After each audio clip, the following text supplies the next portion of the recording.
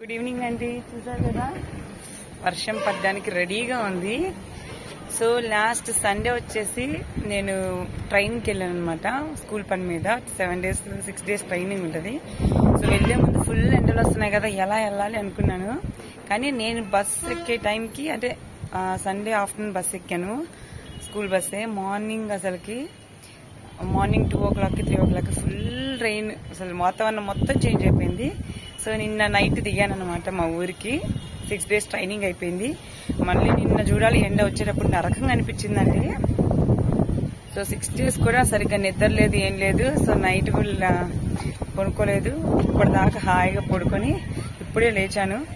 చూస్తే ఫుల్ వర్షం, చల్లగాలి వస్తుంది. వర్షం పడ్డానికి రెడీగా ఉంది. సో 6 days బట్టలు అన్నీ ఉంటాయి కదా, అవన్నీ కరెంట్ లేదు నిన్నంతా కూడా.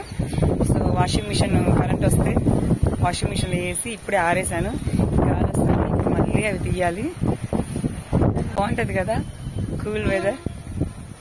చాలా బట్టలు ఉంటాయి కదా ఊరేళ్ళు వస్తే. సో ఒక ట్రిప్ వేసాను, వేయడం ఆలస్యమే, గాలి వస్తుంది. ఇంకా మళ్ళీ 2 ట్రిప్ కూడా వేసాను. నెక్స్ట్ ఇంకా 3 ట్రిప్పులు పడతాయి మొత్తం బట్టలు అయితే. సో స్కూల్లో ప్రోగ్రాంలో మేము వెళ్ళినప్పుడు ట్రైనింగే కాకుండా మాకు వాళ్ళు యోగా కానీ లేకపోతే ఫుడ్ వాళ్ళే, అకామిడేషన్ మొత్తం వాళ్ళే అనమాట, హాస్టల్ కానీ అలాగా.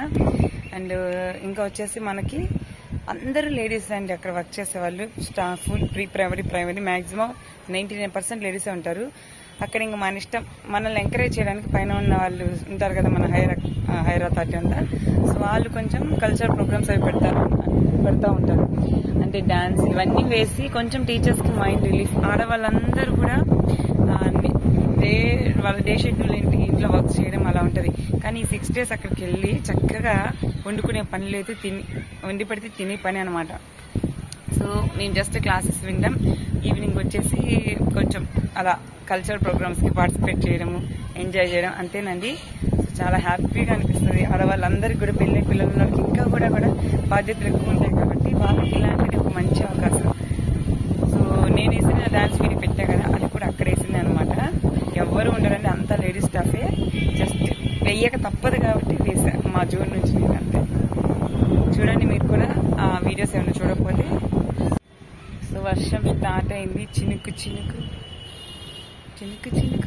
అంతా చిటపడి కిందకి వెళ్ళాలి, బట్టలు తీయాలి. వెళ్ళాం పదండి.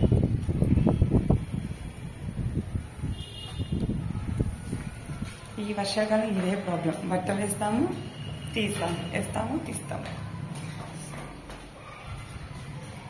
బాగా పడుకున్నా కదా.